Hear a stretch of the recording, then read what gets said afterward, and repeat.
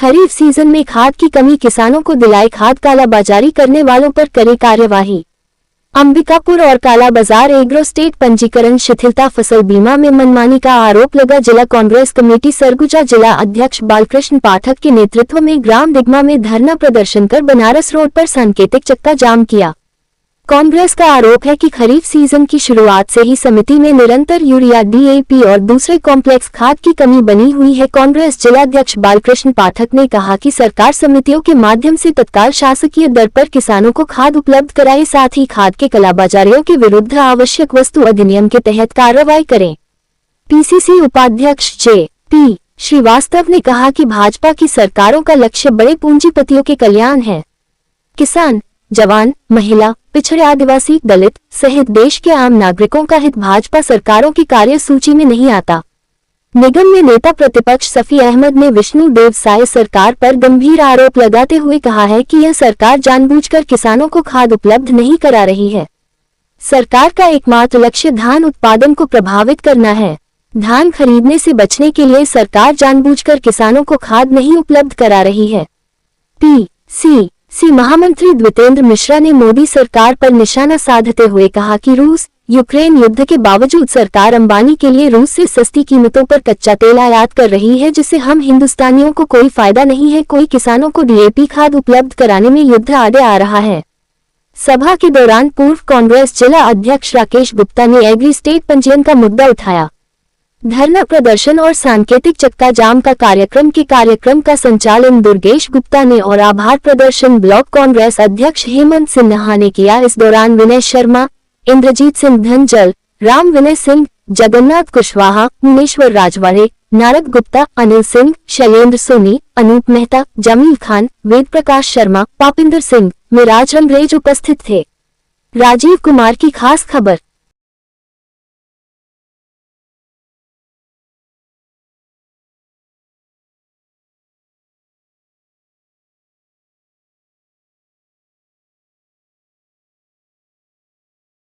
बालकृष्ण पाठक जी, आदरणीय द्वितेंद्र मिश्रा जी, आदरणीय जे.पी. श्रीवास्तव जी, आदरणीय सफी अहमद जी, आदरणीय हेमंत सिन्हा जी, आदरणीय राम विनय सिंह जी, मेरे ग्रामीण अध्यक्ष भाई विनय शर्मा जी, दुर्गेश गुप्ता जी, विनय गुप्ता जी, हमारे मंडल के सभी साथी, अंबिकापुर शहर, अंबिकापुर ग्रामीण के आए हुए हमारी महिला बहनें, उपस्थित मेरे मंडल के अध्यक्ष, जोन के प्रभारी, पंचायत के साथी, हमारे जनपद के अध्यक्ष और मेरे एक साथी यहाँ पर नारद भाई जी हैं, रामू भाई जी हैं, मेरे सभी साथियों का नाम लूंगा तो बहुत समय लग जाएगा। मुकुंद भाई जी हैं, सबको मैं दिल से धन्यवाद दूंगा कि आप सबकी जागरूकता से ये शासन भी जागेगी और किसानों का समस्या भी हल होगा। बताइए, आज 800 से 1000 रुपये में यूरिया मिल रहा है। कांग्रेस लगातार आदरणीय सीएम सिंहदेव जी के नेतृत्व में धूप से हम लोग बात कर रहे हैं कि जो आपने यूरिया का स्टॉक किया है, जो आपने डीएपी का स्टॉक किया है, जो आपने कॉम्प्लेक्स खाद का स्टॉक किया है, वो नहीं हो पाएगा पूरा, उसको बढ़ाइए। जुलाई में फिर एक प्रतिनिधिमंडल मिलता है, प्रदेश स्तर पे बात होती है, लेकिन कोई तैयारी नहीं। कल जब प्रशासन के साथ हम लोग बैठे तो डीडी एग्रीकल्चर आंकड़ा दे रहे हैं कितना यूरिया आने वाला है, ये आएगा। मैं कहा सर फिर भी आपके यहाँ दिक्कत रहेगी। बोले क्यों दिक्कत रहेगी? मैं कहा केवल कृषि विभाग से नहीं चलेगा काम, उद्यानिकी को भी शामिल कीजिए। केवल धान और मक्का के अलावा टमाटर, मिर्ची और खीरा के किसान के लिए यूरिया, डीएपी और कॉम्प्लेक्स खाद की व्यवस्था आपको देनी चाहिए, तैयारी करनी चाहिए। डीएपी नहीं मिल रहा था, हम लोग को पता था कि आपकी कृषि केंद्र में बहुत मक्की हो गई है, आपके मुद्रा का वजन कम हो गया है, आपके विदेशी मुद्रा का भंडार खत्म हो गया, डीएपी देने की औकात केंद्र की सरकार को नहीं है, लेकिन यूरिया आप नहीं दे पा रहे हैं। आप लोग ये भी नहीं कह पाओगे कि चीप कोटेड है तो इंडस्ट्री में भी नहीं जा रहा।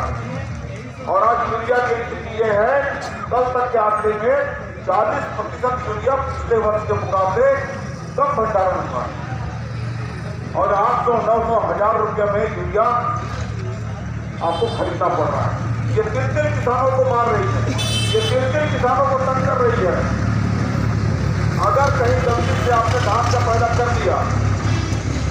के आशीर्वाद से मानसून बहुत अच्छा है और इस बार मानसून मंगलमय है किसानों के लिए। जबरदस्त बारिश हो रही है धान की। और आप बताइए, ये लोग एग्री स्टेट पंजीयन का एक नया नियम लाए हैं और उसमें बहुत क्लियर है, जिन किसान लोग एग्री स्टेट पंजीयन नहीं कराएंगे उनका धान खरीदी नहीं होगा, उनको कृषि विभाग की योजना का लाभ नहीं मिलेगा। और वो सारे किसान आज आंकड़ा देने हम लोग विभाग के लोग,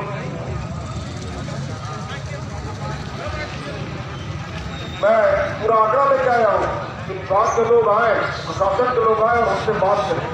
एग्री स्टेट पंजीयन ये है, ऑलरेडी आपको जानकारी दी। कल तक हम लोगों ने एग्री स्टेट पंजीयन को नहीं बताया था, लेकिन जैसी महाराज साहब से बात हुई तो बताए जिले के अंदर एग्री स्टेट पंजीयन का ये लोग काम तो कर रहे हैं, लेकिन मनमर्जी काम हो रहा है। जो एग्री फार्मर है, जो होशियार किसान है, वो पंजीयन करा दे रहे हैं। लेकिन आंकड़ा आपका है कि एक अखबार में न्यूज आया है कि 9 दिन मात्र अखबार का न्यूज है और वो हमारे पास है। अभी बात हम लोग कहते हैं, ये कहते हैं कि कोई बात नहीं में करती है तो उसको पहले आप जान। तो जब मैं अभी कोऑपरेटिव बैंक गया था तो वहाँ पता चला कि जो बात हम लोगों को क्षमता की बिल्कुल सही है, एग्री स्टेट पंजीयन का अभी तक कमेटी का गठन नहीं था। और मजेदार बात यह है, कमेटी का जो अध्यक्ष बनना है वो पद का नाम है वीडियो। हमको तो ये पता है कि मैं भी 10 साल जनपद में जिला पंचायत में काम किया हूँ। हमको ये पता है कि हम 15-20 साल से लगातार राजनीति में काम कर रहे हैं। छत्तीसगढ़ के अंदर ब्लॉक लेवल पे वीडियो का कोई पद नहीं। अब वीडियो को आप बना रहे हैं एग्री स्टेट का मुखिया कि भैया कौन वीडियो है, उसमें किसान को लेना है, कोई पता नहीं। और सबसे बड़ी बात, हमारे नगरपुर के कुछ किसान है, हमारे खैरबाग के कुछ किसान है, अभी तक वन अधिकार पत्र से किसानों का धान का खरीद होता। ये एग्री स्टेट पंजीयन में वन अधिकार पत्र को स्वीकार नहीं करता। वोटर को बहुत दिक्कत है। अगर किसी कारण में भाई का बंटवारा हो गया और पिछले साल का रकबे में कॉपी पेस्ट करने में दिक्कत जा रहा है तो उसका पंजीयन खरीद एक बड़ी समस्या है। शासन को हम लोग कहते हैं पहले आप वोटर को ठीक करिए और उसके बाद एग्री स्टेट पंजीयन में एक किसान का पंजीयन जब हो जाए तब इस एग्री स्टेट पंजीयन को बंद करने की आवश्यकता क्या है। इसको 30 अक्टूबर तक चलाइए, इसको नवंबर तक चलाइए, धान खरीदने के दिन तक आप इसको चलाइए। इस कारण से आप एग्री स्टेट पंजीयन को